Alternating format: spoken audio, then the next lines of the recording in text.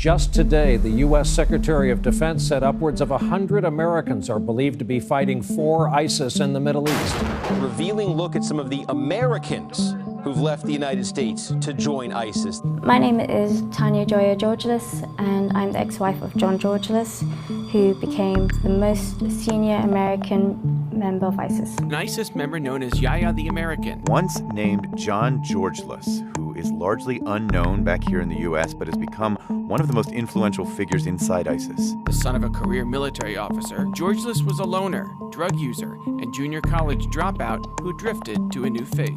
For 10 years, I had been preaching and protesting for an Islamic State. And eventually, I had to separate myself so that I could find a new identity.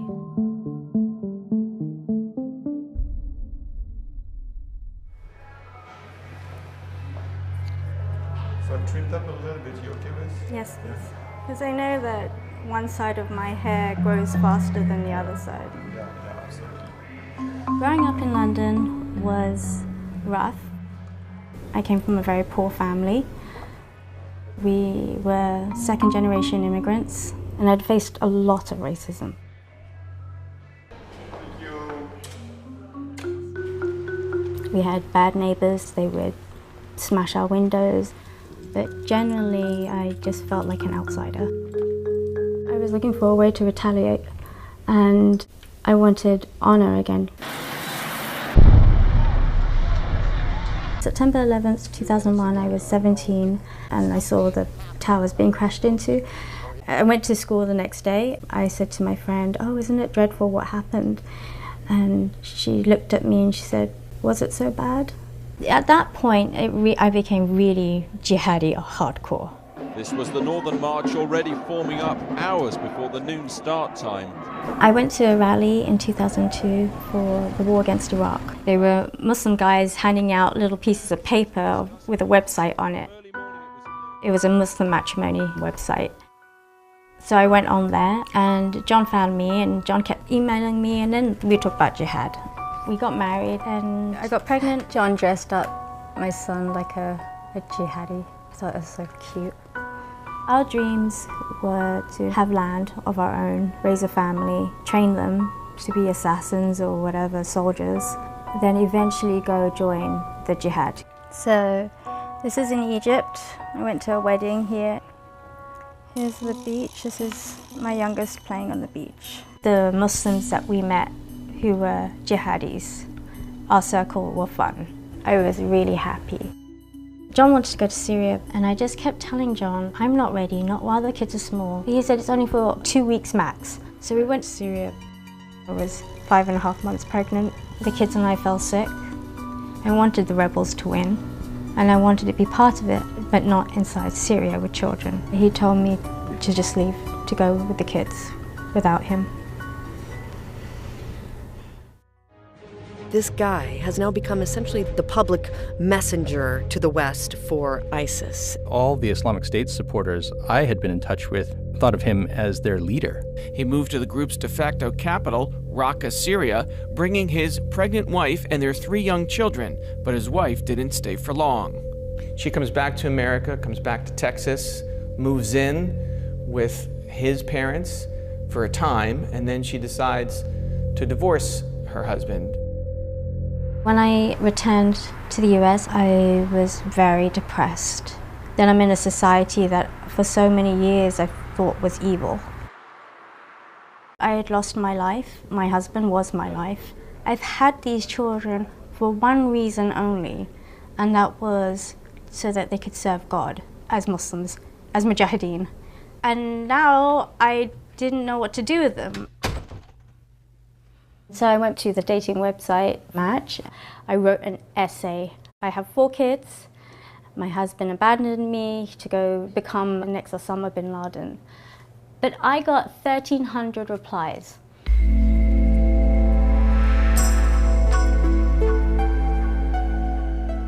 I met Craig like in 24 hours of being on Match. She told me pretty much from about the first phone call. I didn't know all of it. But she said right away that her husband was in IS, and I said, okay, that's all right. Hey, you tell me how beautiful I am. It all starts with your lashes, and I was just kidding. You don't have to dote on me. I dote on you anyway.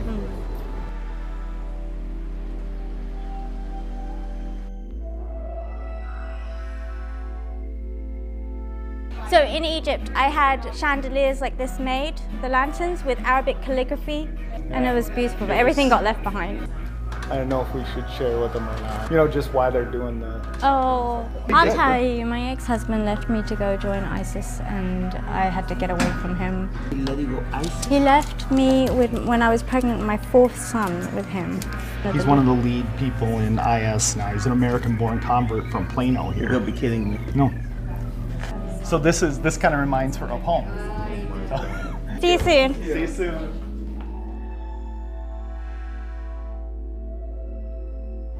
When I left Islam, I was really trying hard to find another religion to replace it. I really missed having a community after leaving Islam, and it wasn't until we started going to this church that I really felt at home in Dallas.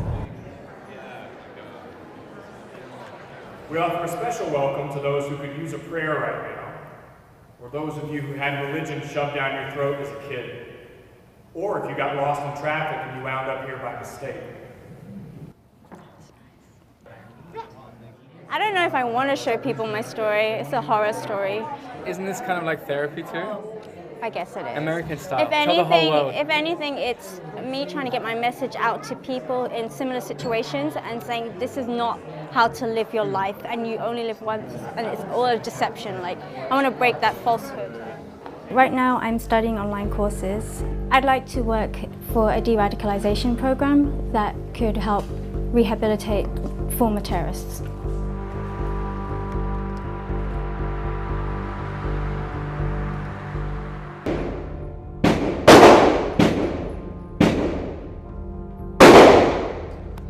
I got a bullseye. I don't know what it's really called, but I'll call it a bullseye there. And then Craig, his bullets went there. But I still love you, even though you can't shoot. I'm just kidding. Okay.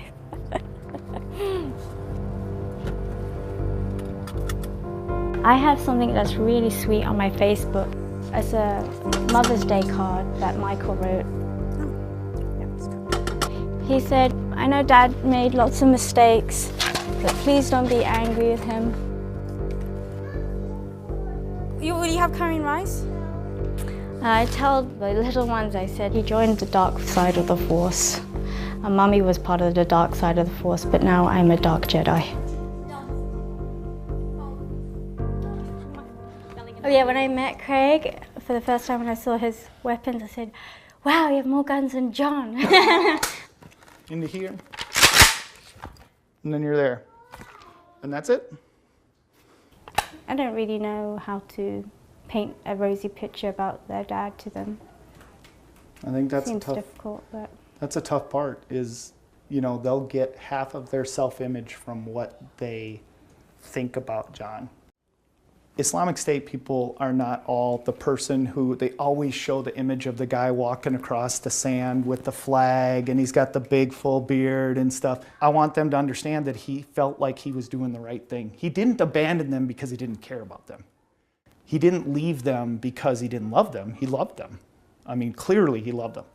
But he had that calling that was beyond that. He was doing what he believed in. Yeah, he thought what he was doing was for the greater good. In his alternate reality, he believes he's going to see his children again. In Iraq and Syria, ISIS is losing ground. The self-declared capital, Raqqa, finally lost. The Islamic State group faces serious losses in Syria and Iraq. Some of the group's foreign fighters are fleeing the region and returning to their home countries. John loves Syria. He's in Syria somewhere. I don't think he'll ever change his way of thinking because he's in so deep. And for him to change, I think that would, send him off the deep end. I can't help but love him. I don't know how to make that feeling stop. He wants to die. And if he came to the United States and was put on trial, I would have to be a witness against him, and I don't want to do that. I don't want him to kill anybody. And it's different if an aircraft kills him. I'm not saying I want that to happen, but I know he wants to be a martyr, and I support that.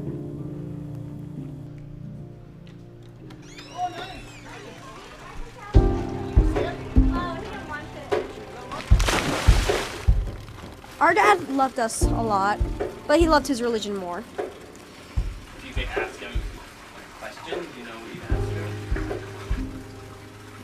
What have you done? Have you organized any terrorist rallies, or have you organized any people getting murdered? If he has, that's unforgivable. If he hasn't, he could go up to Sweden and basically get a new record. Like he could start everything over.